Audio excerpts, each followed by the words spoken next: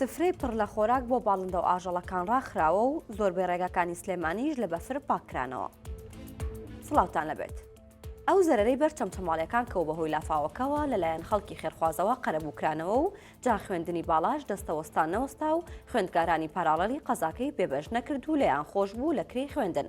لەسەر ڕاستپاردەی کۆمسیۆنی فریاگوزاری و بوژانەوەی قەزای چەمچەماڵ ئاماژە بە فەرمانی وەزارەتی خوێندنی باڵا و توێژینەوەی زانستی بڕیاریدا بە لێخۆشبوون لەسەر جەم خوێندکارانی پاراڵەلی سنووری چەمچەماڵ لە قۆناغی پەیمانگا و زانکۆکان. قایم قامێت دەڵێت پێویستە خوێندکار پشتگیری ئەنجومەنی گەڕەک موختار بهێنێت بۆ دیوانی قایم قامێت بۆ ئەوەی نووسراو بۆ پەیمانگا و زانکۆکە بکرێت بە مەبەستی لێخۆشبوون لە کرێی خوێندنەکەی.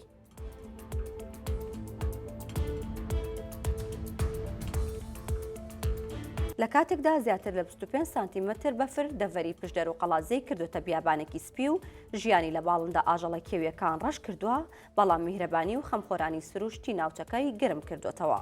ئەمڕۆ بەیانی زوو کە هێشتا تیشکی خۆر نەکەوت بۆ سەر و ئاوریشمە سپەی دەڤەری پشدەر، عەلی دینکە و هاوڕێکانی 500 کیلۆ گەنم و دانەوێڵە و بە 500 کیلۆ گەنم و دانەوێڵەوە ڕویان کردە قوڵایی کڕێوە و 10 کیلۆمەتر لە شار دوورکەوتنەوە.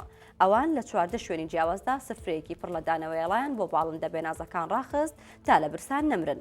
عەلی دینکە بە 964 وت ناهێڵین باڵندە و ئاژەڵەکان بێخۆراک بن. ئەو داوا دەکات هەمووان سەربان و دیواری ماڵەکانیان بکەنە میوانخانەی باڵندەکان تا ئەو کاتی تیشکی خۆر بە فریچیا و پێدەشتەکان دەتوێنێتەوە و ژیان بۆ ئاژەڵ و باڵندە کێویەکان دەگەڕێتەوە.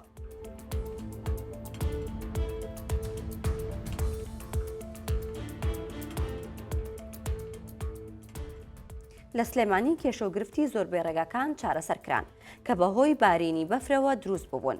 تەنیا یەک ڕێگاماوە بکرێتەوە، ئەویش بەهۆی پۆستەڵەک بوونیەتی. بەپێی ئەو دیمەنانەی کە 964 تۆماری کردوون، پەیتا هاوڵاتیان بۆ ئەو شوێنانە دەچن کە بە فری لێکەوتووە و لە دوو ڕۆژی ڕابردوودا بەهۆی ئاستەنگی ڕێگاکان نەیانتوانیوە بچن.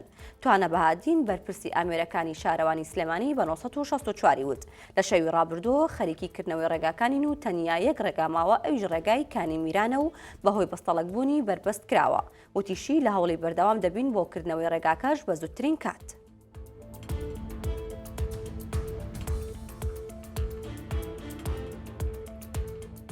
لەوەتەی هەیە کێشەی چاکسازیەکان و قەرەباڵغەکەی بوونی هەیە لە هەرێم. ئێستا پێنجباقەدەر توانای خۆیان بەندیان تێدایە و ڕێبەڕێبوار ناکەوێت. شوانگەردی سەرۆکی ئەنجومەنی کارگەڕی تۆڕی دادپەروەری بەندیەکان بە 964 وت ئەوان سەردانی عێراقیان کردووە لێرە چەند کارەساتە لەوێ لێبووتەوە و 11 بەقەد توانای خۆیان بەندی لە چاکسازیەکاندا هەیە. وتیشی دەبێت بینای چاکسازیەکان گەورە بکرێت و بگۆڕدێت. اینجا چارەسەرێک بۆ ئەو هەموو بەندکراوی مادەی هۆشبەر بدۆزرێتەوە و پاشانیش ناکرێت ماوەی جارێک 300 سواڵکە دەستگیر دەکەن و دوایی بەریان دەدەن. ئەمانە دەبنە هۆی قەرەباڵغی چاکسازیەکان.